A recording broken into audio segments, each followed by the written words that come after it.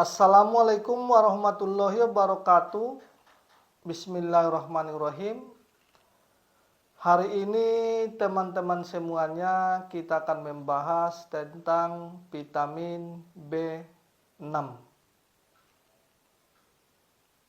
Jadi secara umum vitamin itu bisa dibagi 6. Ada vitamin A, ada vitamin B, ada vitamin C, ada vitamin D, ada juga vitamin E, ada vitamin K. Adapun nanti vitamin B, vitamin B1, vitamin B2, vitamin B3, vitamin B6, vitamin B12, ya. Jadi kalau kita ingin membahas vitamin, maka lihat dulu sumbernya dari mana. Sumbernya dari protein nabatikah atau protein hewani. Karena apa? Karena nanti walaupun sama-sama jenisnya sama-sama vitamin, contoh vitamin B6, tetapi kalau sumbernya berbeda, maka nanti kebutuhan untuk tubuh itu juga berbeda. Penempatan di dalam tubuh itu juga nanti berbeda. Jadi secara umum, protein nabati itu sifatnya larut dalam air.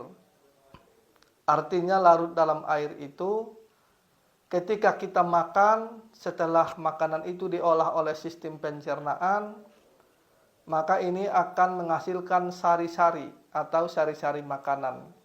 Maka sari-sari makanan inilah akan dikirim ke pembuluh darah. Begitu juga dengan protein hewani.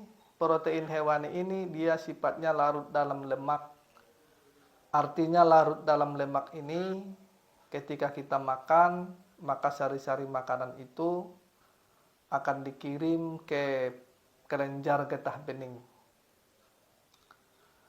Jadi contoh vitamin B6.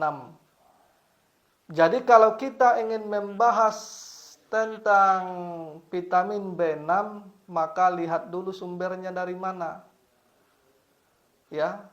Sumber vitamin B6 itu ada dari sayur-sayuran, ikan-ikanan, daging sapi, terus produk mengandung susu, terus sereal, gandum. Berarti ada 5. Jadi kalau kita ingin memasukkannya ke dalam rumus kita, yaitu rumus 4 unsur, yaitu panas, dingin, lembab, dan kering, maka dia masuk ke mana? Pertanyaannya kan begitu. Maka jawabannya adalah sayur-sayuran itu, maka dia masuk sifatnya ke lembab. Ikan-ikanan sifatnya lembab panas, ya.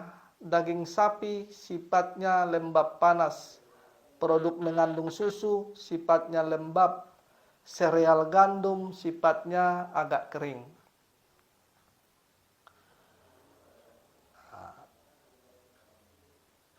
Jadi sama-sama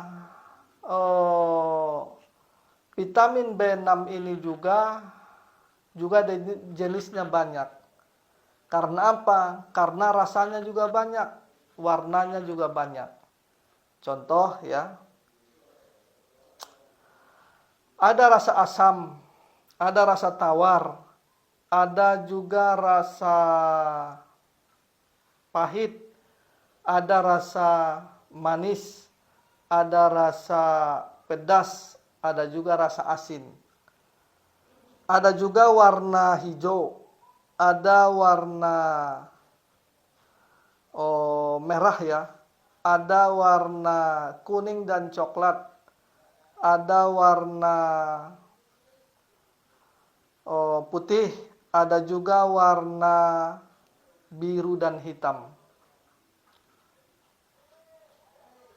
Rasa asam dia larinya ke liver. Rasa tawar, dia larinya ke liver. Rasa manis, dia larinya ke sistem pencernaan. Rasa pedas, dia larinya ke paru. Rasa asin, dia larinya ke ginjal. Begitu juga dengan warna. Warna hijau, dia larinya ke liver. Warna merah, dia larinya ke jantung.